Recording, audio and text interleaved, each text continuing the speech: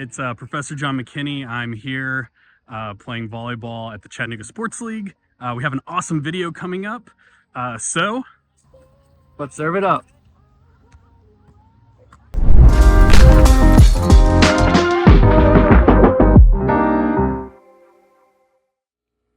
Hey everyone, this week in the video, what we're going to be talking about is chapter 4 in the text, and that is all about analyzing work and HR planning. So our special guest this week is Julie Brown, and Julie Brown is actually someone that I worked with back when I was an intern very early on in my career. We worked together at the city of Chattanooga.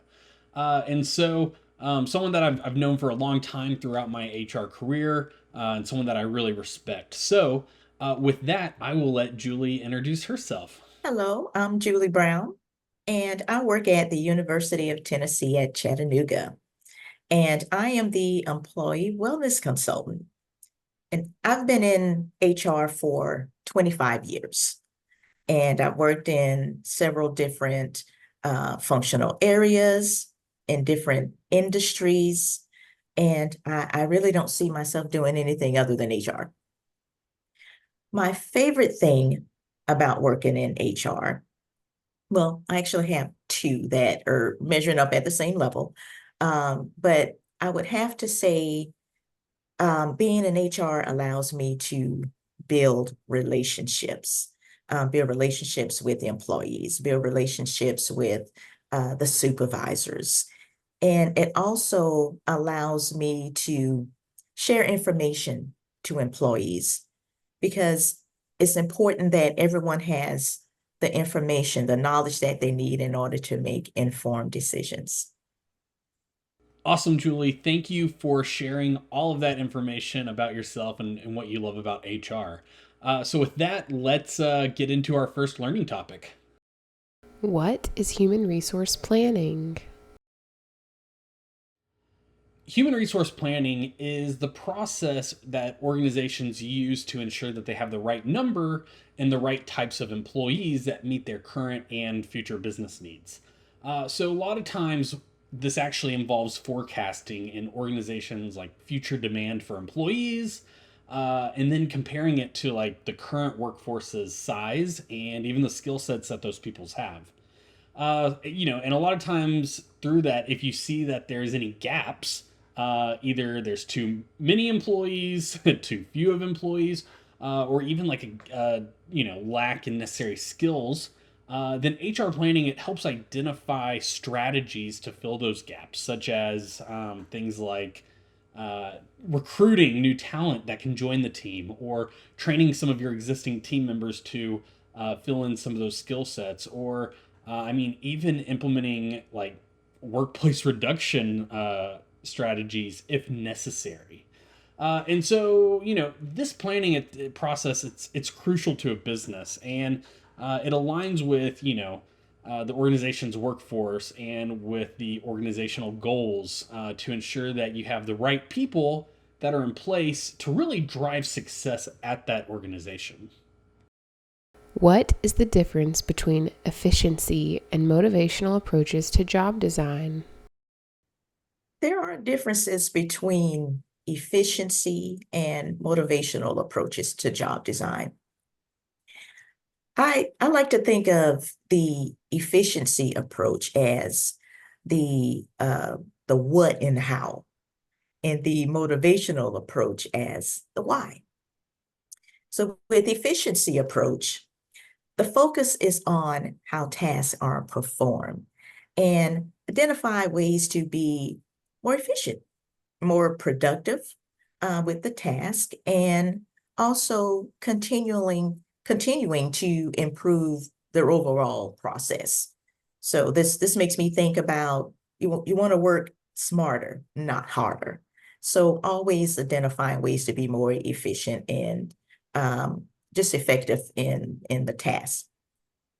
With the motivational approach, the focus is on how the job is structured. Do the job functions motivate the employee?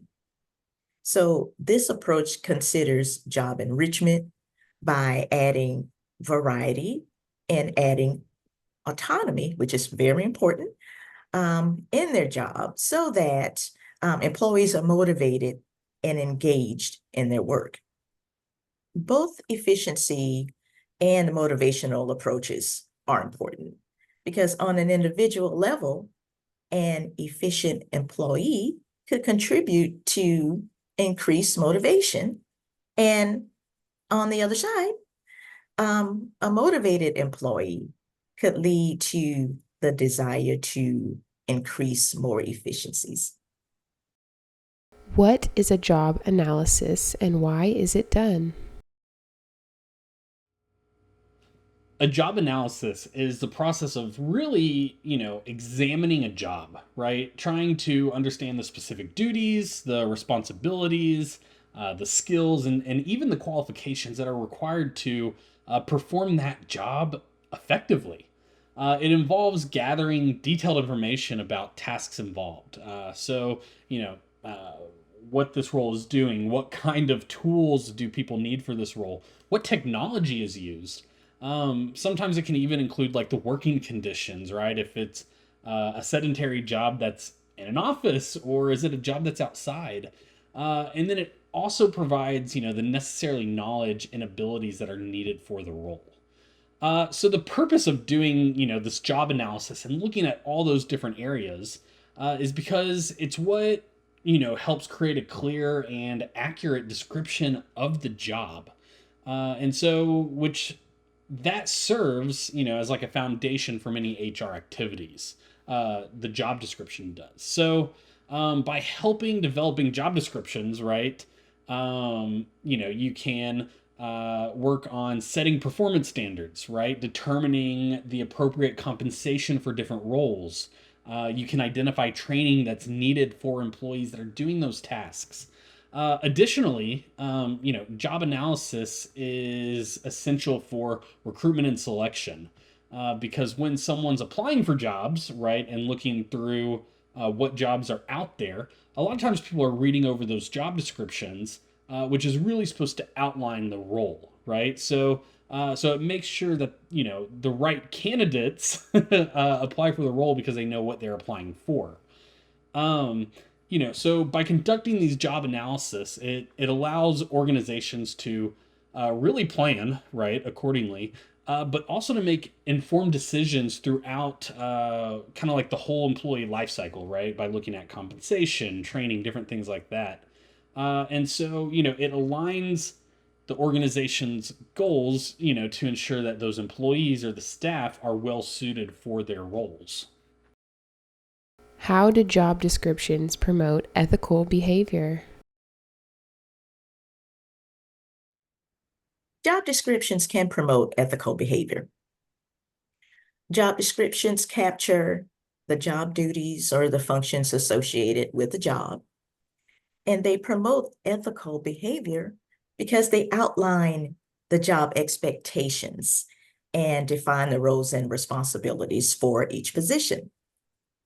So just handing a job description to an employee is not enough. Supervisors should have conversations with the employee, especially new employees, to clarify work expectations and answer any questions the employee may have. Job descriptions also reflect the organization's ethical principles by outlining the work to be performed, which helps promote employee accountability. What is the purpose of an action plan? So the purpose of an action plan is to create a detailed outline that really helps the individuals or organizations achieve specific goals. So what happens is that the action plan, it actually breaks down these goals into smaller steps that are manageable, and it kind of clearly outlines or defines what needs to be done, right? It talks about who's responsible for each of those tasks or the smaller steps, and then when each of those things should be completed and accomplished. So the purpose of an action plan, it's really to provide like a clear roadmap that guides efforts and directions for individuals. It ensures that everyone's involved in understanding their roles. It also helps track process to make sure that you are moving forward with that goal. So by having an action plan, you or the team or the organization can stay organized. You can prioritize tasks, stay focused on achieving the desired outcome, effectively and efficiently. Why is an organization's structure important to its performance? An organization structure is very important to its performance. The structure impacts the effectiveness and efficiency of the organization. The structure has to make sense. It has to align with the organizational goals. Just as employees' roles should be clearly defined, so should the roles of each of the departments within the organization. It helps everyone to understand what each department is responsible for. It reduces role ambiguity, and it helps employees understand where they fit within the organization and how they contribute to the organization's overall success. What is the difference between workflow analysis and business process reengineering? So a lot of times people actually wonder what the difference is between workflow analysis and the business process reengineering. So to talk about that, workflow analysis and business process reengineering, they're both ways to improve how work gets done in an organization. But the difference is how they actually approach doing that.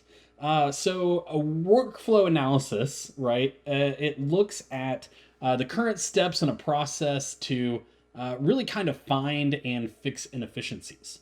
It's about making small improvements to how tasks are carried out without changing the overall process that people are doing. On the flip side of that, when you're looking at business process reengineering, that involves completely redesigning a process to achieve significant improvements.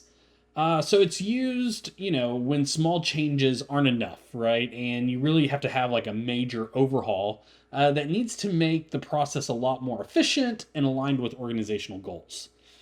So to put it in simpler terms, workflow analysis is about kind of like fine tuning right processes, making small changes. Whereas a business process reengineering, it's about kind of like making fresh, new, big improvements to how things are done.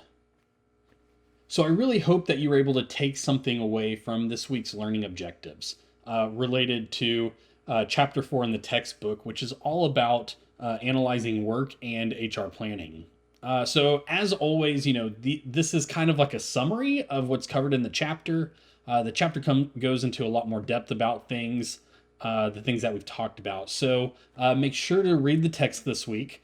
And then also, I really wanted to say thank you to Julie Brown for joining us for the video. Hopefully you all enjoyed having a special guest speaker that's someone that I used to work with back when I was doing my undergrad. Those are really kind of the main things for this week. The last thing is that, if you've watched a couple of these videos now, if you like these videos, if you think that there's maybe anything to adjust on videos going forward, feel free to leave a comment below, because I do want to make these videos, to the way that you like viewing them and watching them if they're helpful. Also, feel free to like the video or subscribe. I know that sounds cheesy, but I do put a lot of videos on this channel specifically to human resources and management. And it's something that, even when you graduate, you could reference back to in the future when you're looking at topics. So with all that being said, I am looking forward to another video for next week. See you then.